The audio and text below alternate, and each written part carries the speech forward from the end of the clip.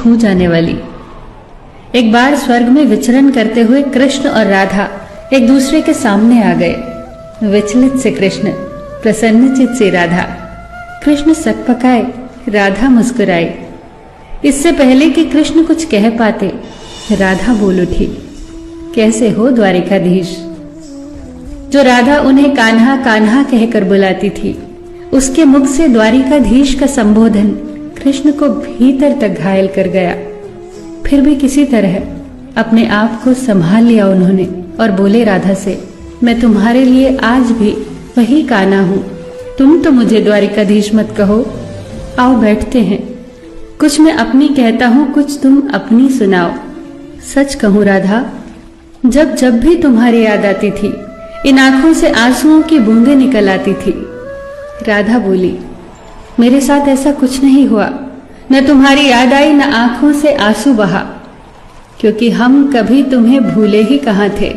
जो तुम याद आते, इन आंखों में तो सदा तुम ही थे। कहीं आंसुओं के साथ निकल न जाओ, इसलिए रोते भी नहीं थे। कान्हा, प्रेम से अलग होने पर तुमने क्या खोया, इसका एक आईना दिखाऊं तुम्हें। कुछ कड़वे सच प्रश्न सुन पाओ तो सुनाऊं। कभी सोचा है इस तरक्की में तुम कितने पिछड़ गए। यमुना के मीठे पानी से जिंदगी की शुरुआत की और समुद्र के खारे पानी तक पहुंच गए। एक उंगली पर चलने वाले सुदर्शन चक्र पर भरोसा कर लिया और 10 उंगलियों पर चलने वाली बांसुरी को भूल गए। कान्हा, जब तुम प्रेम से जुड़े थे तो जो उंगली गोवर्धन पर्वत उठाकर लोगों को विनाश से बचाती थी, प्रेम से अलग होने पर वही उंगली क्या क्या रंग दिखाने लगी। सुदर्शन चक्र उठाकर विनाश के काम आने लगी। कान्हा और द्वारिकाधीश में क्या अंतर होता है बताऊं? कान्हा होते तो तुम सुदामा के घर जाते, सुदामा तुम्हारे घर नहीं आता। युद्ध में और प्रेम में यही तो फर्क होता है। युद्ध में आप मिटाकर जीतते हैं और प्रेम में आप मिटकर जीतते हैं। कान्हा, प्रेम में डूबा हुआ इंसान दुखी तो रह सकता है, पर किसी को दुखी नहीं कर सकता। आप तो कई कलाओं के स्वामी हो, स्वप्न दूरदृष्टा हो, गीता जैसे ग्रंथ के दाता हो, पर आपने ये क्या निर्णय लिया? आपने अपनी पूरी सेना कौरवों को सौंप दी और अपने आप को पांडवों के साथ कर लिया। सेना तो आपकी प्रजा थी, राजा तो पालक होता है, उसका रक्षक होता है। आप जैसे महाज्ञानी उस रथ को चला रहे थे जिस पर बैठा अर्जुन आपकी प्रजा को ही मार रहा था।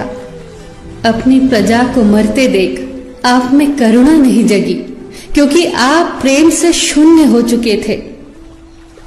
आज भी धरती पर जाकर देखो, आपकी द्वारिकाधीश वाली छवि को ढूंढते रह जाओगे। हर जगह, हर मंदिर में मेरे ही साथ खड़े नजर आओगे।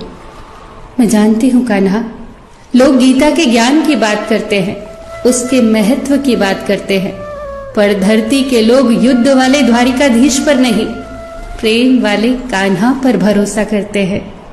गीता में मेरा दूर दूर तक नाम नहीं है, पर आज भी लोग उसके समापन पर राधे राधे कहते हैं। ये कहानी काल्पनिक जरूर है, पर इसके भीतर छिपी सीख बहुत महत्वपूर्ण है। श्री कृष्ण के पास कभी किसी प्रश्न का उत्तर ना हो, ऐसा तो हो ही नहीं सकता, परंतु राधा द्वारा लगाए गए प्रश्न चिन्हों पर कान्हा मौन रहे। यही तो है प्रेम में समर्पण का भाव। पराक्रम में हमें हर किसी को हराना होता है, तब भी हम जीतकर भी हार जाते हैं, परंतु प्रेम में एक ही कईयों का दिल जीत लेता है। सही कहा है कि छोटी सी उंगली पर पूरा गोवर्धन पर्वत उठाने वाले भगवान श्री कृष्ण छोटी सी बांसुरी को दोनों हाथों से पकड़ते थे। फिर मिलेंगे दोस्तों।